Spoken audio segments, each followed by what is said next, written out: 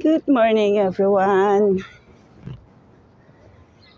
Ito uli, may trabaho kahit holiday. Sinusunggaban. Tawag ng pangangailangan. So, hindi lang mag-iisa si Ann. Kasama kami. So, salamat sa Panginoon dahil may trabaho eh.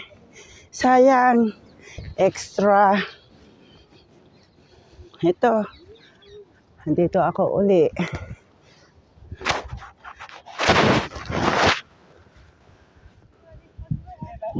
Tahimik. Nagpa-party ng mga aso. Araw din ng mga matatanda. Nagpa-park sila. Kahit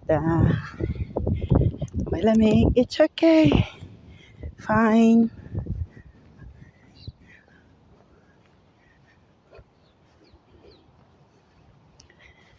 Talagang ganun ang buhay sa abroad. Wala tayong pipiliin.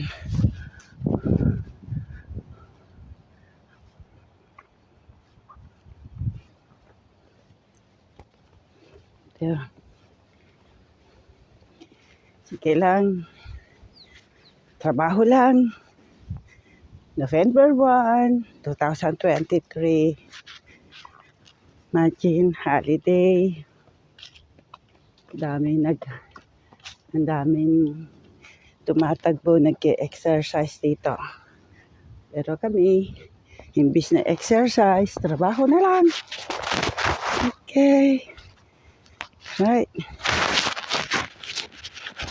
Happy holiday.